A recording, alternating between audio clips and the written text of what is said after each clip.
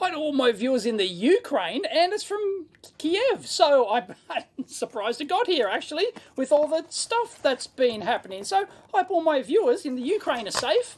All right. Oh, looks like I have some Ukrainian chocolate. Oh, Bobby does. Good stuff. Looks like I've got some busted boards. Oh, okay. It looks like it's an antenna array. What else have I got? I've got the best chocolate handmade.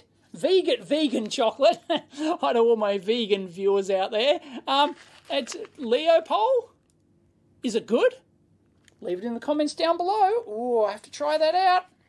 Beautiful. So it's like it's almost like a coconutty kind of, is that like coconut on top of chocolate or something?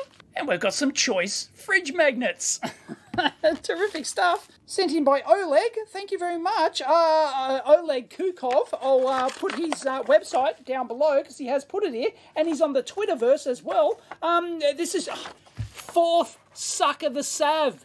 Seriously, no wonder the name was familiar. Fourth sucker the Sav. It's Oleg from Kiev. I'm still living and working here in Kiev despite the situation. All right. It looks like it's a Starlink KU band PCB, or a chunk of it. It looks like it's been destroyed. I wonder how. And it looks like a Starlink satellite. Yeah, started with a missile explosion nearby. Many crazy things happened next, but this is another long story. In a few days, I found that Starlink service was officially activated. I rebuilt my Starlink terminal and successfully activated. Thanks Starlink. Thanks SpaceX. That's how I became one of the first, if not the first, civilian Starlink user in the Ukraine. There you go. Posted your speed test results, and my accounts exploded with private messages. Yep, I can imagine. For a few weeks, I answered the same questions and finally gave up and created the Starlink USA Facebook community, more than 12,000 members. Wow. Yes, we've got Starlink PCBs that were shot by shrapnel. You can see the damage on one of the boards. It's impossible to fix, obviously, because it's normally like this big, and we've got just chunks. Oh, boy. Oh, seriously, look at that.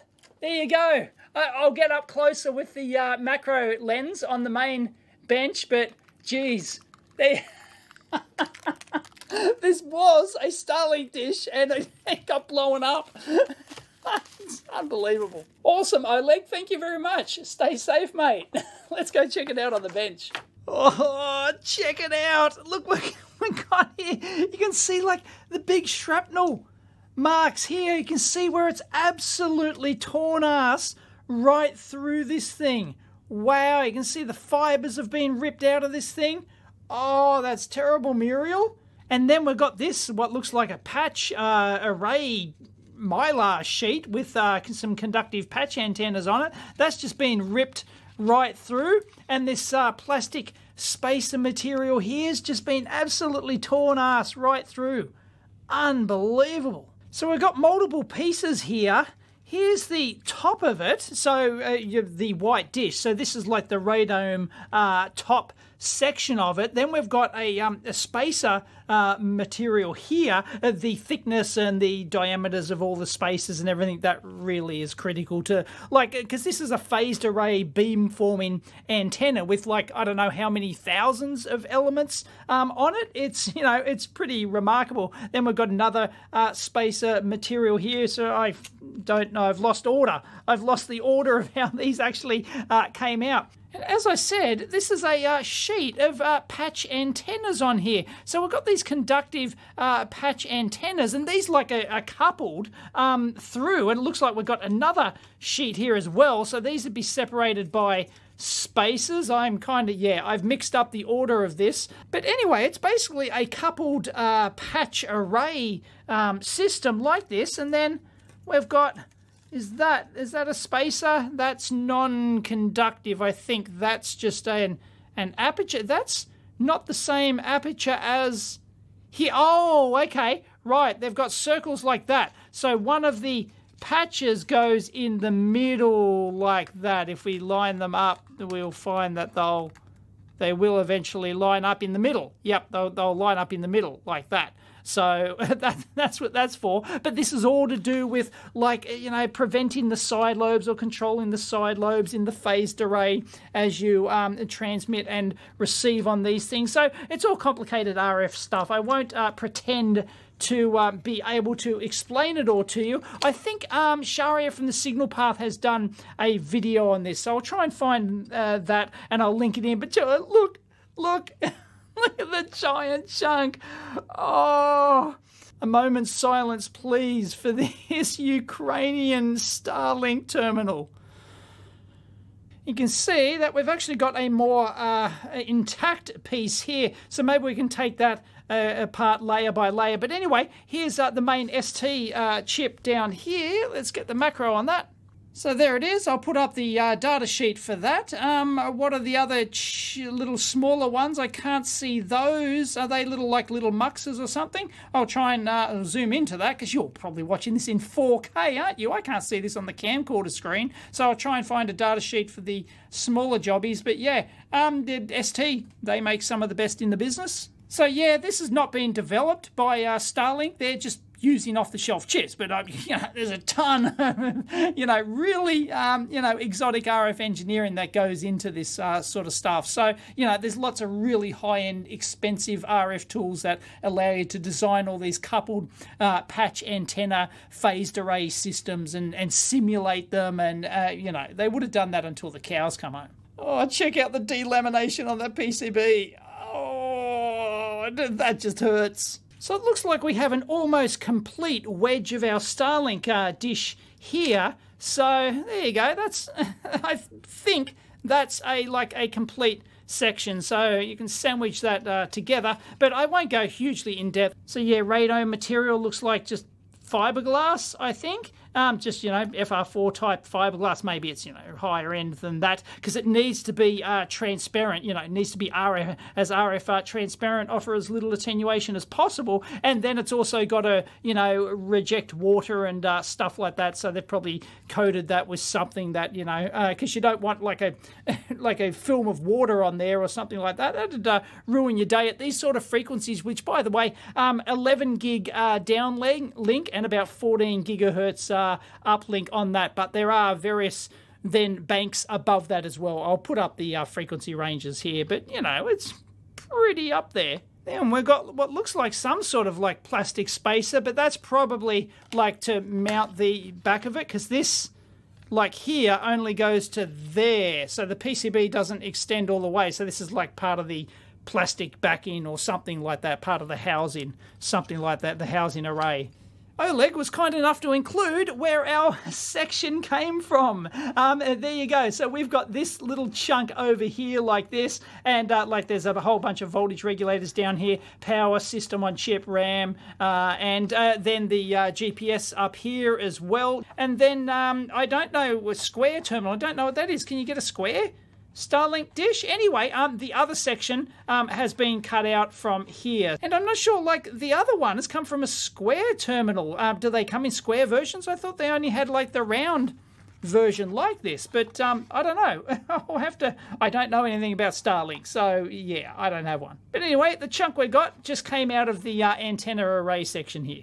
And he was kind enough to include a block diagram as well. So STXP70 DSP core, there's a Wilkinson divider, a low noise amplifier, power amplifier, and it looks like horizontal and vertically polarized transmitter and receive elements on there. So yeah, the polarization is different for those by the looks of it. Then there's a system on chip down here, and there's a bus, and the baseband signals go between there. And so yeah, there's a big beam forming DSP, and you know, there's a lot of magic happening here. So you can see how the patch antenna just sits on top of, sits on top of that spacer. So that's a fiberglass spacer with, it's just like a really thin, you know, PCB prepreg material. And these are just floating. These aren't actually connected to anything. You can see a small little hole down in there. Let me get the macro again. Yeah, you can see that there's a little hole down in there, but that's not electrically connected to anything, because this is your little copper. They've got notches taken out of here, and that'd all be part of how they've designed this coupled patch antenna system. So I won't pretend to be able to explain that to you, but they've got a little hole there. So I'd say, given that each sort of like little pocket of like each little patch antenna is in this pocket here, and it's all glued on, I would say that's to let some air between, you know, they're relatively sealed, maybe to get some air movement between the top and the bottom elements there for, you know, thermal properties and stuff like that. That'd be my guess. Then we've got another spacer here, and then yet another circular patch here, which we saw, which is basically this here, but it's actually covered, and then that has another layer on it which goes down to the main board where the actual antenna element is. We haven't even gotten to the antenna element yet. These are just the multi-layer coupled patch arrangement. Now what's interesting here is you can see all these little copper squares in here. These are actually just isolated copper squares. These aren't part of the patch elements, because these are the patch elements. You've seen that there's two of them. These little squares here are what's known as an electromagnetic band gap structure, which, as the name sort of suggests, it stops the electromagnetic waves in certain bandwidths, at certain frequencies, from getting through. So once again, I won't pretend to be able to completely analyze this, but yeah, leave it in the comments below if you're an expert on electromagnetic band gap structures. But yeah, that's what that is. It's just a floating array of squares, which is different, and you can see that they're much smaller, and they're very different to the array elements here. Unfortunately, I can't really delaminate this board to get in there to show you the actual antenna element that's actually connected through to the receiver and transmitter chips, because it's on all the inner layers like that. I can't get through to it. So this round dish, we can't see that, but I'm going to assume it's very similar to this dish here, which is the the rectangular version of the round dish, and we can actually see the elements on the bottom. But the construction of these two types is substantially different. Like they use different layer-in arrangements. Like this one uses the circular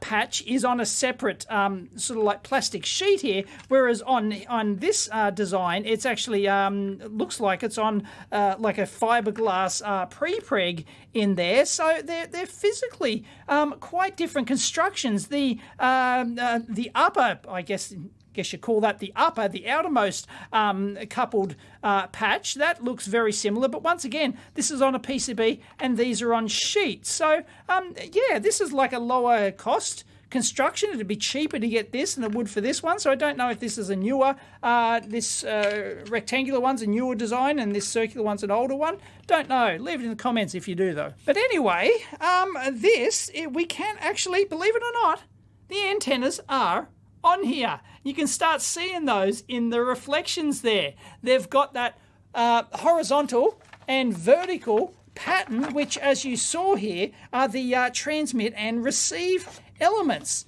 You can see them there in different orientations. So each one of these is going to have be coupled to those those patches on top of that. So each pair like this is going to be one element, and they're going to be covered with these individual patches like this, with these two different patches with the spacers on there, and these are effectively passive radiators. And well, RF aficionados go crazy down in the comments about how a dual coupled patch antenna system works in there with the polarization of the transmitter and receiver. Anyway, one of those is transmit, one of those is receive, and as I said, they work on different frequency ranges, 11 gig and about 14 gig, one for uplink, one for downlink, of course. So there you have it. You can see This is just like traces like this, but there's a reason that they're shaped like that. You need your RF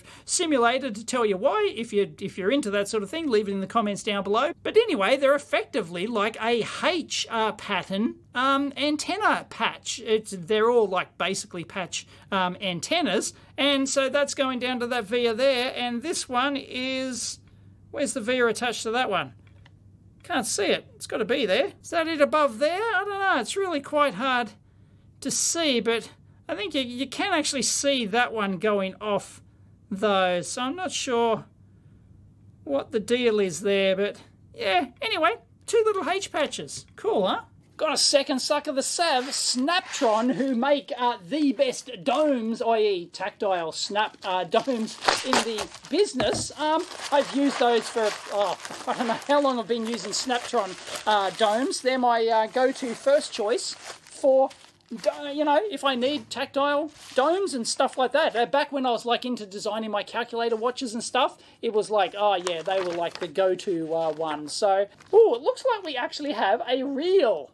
Yeah, we have a reel of domes, but it looks like we might have a booklet of, do we have like sample domes? We've got some data sheets. We'll have a look. So thank you very much, Nicole Kangos, who's the marketing manager at Snaptron. Hi, Dave. I hope all is well, included as new SMT dome switches we developed. I've got new ones. Wow. And all their design guides and stuff. If you're into your Snap, like, because there's a lot of technology that goes into Snap, like domes, especially if you want to PCB mount them, if you want to mount them on like membranes and stuff like that, stiff back directly on cases and all sorts of things, straight on PCBs. There's a lot of art and science which goes into domes, and they've got all sorts of like technical information and app notes and stuff like that. So introducing the solder dome, beyond the solder dome. So yeah, these are designed for pick and place directly onto the PCB. I thought they already had that.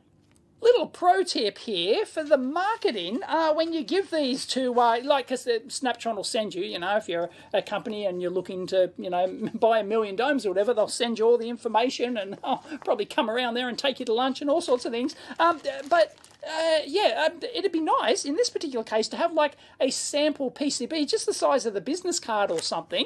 In fact, have it on the back side of the business card. So instead of just having this nice, very nice schmick card, like... Is that a gram? New card. What do you think? Very nice. Look at that. Picked them up from the printers yesterday. Good coloring. That's bone. And the lettering is something called Cillian Braille. But wait, you ain't seen nothing yet. Raised lettering, pale nimbus, white. Look at that subtle off-white coloring. The tasteful thickness of it. Oh my God. It even has a watermark. Actually have it as a PCB and put patterns on the back that match the footprint, so that then we can, like, you can just like solder them down. You can put some paste and then see how they reflow and all sorts of stuff. So yeah, that would have been cool.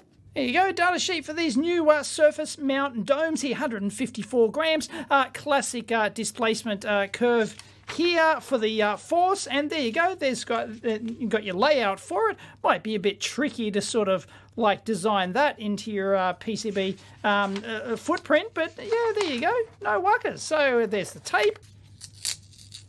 And there's a whole reel of them. Oh, where are they? It makes me want to design something just so I can like pick and place them. That'd be awesome.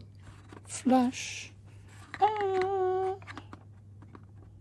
See where you want. Get on there, you bastard. Oh, there it is. Oh, I love the snappy.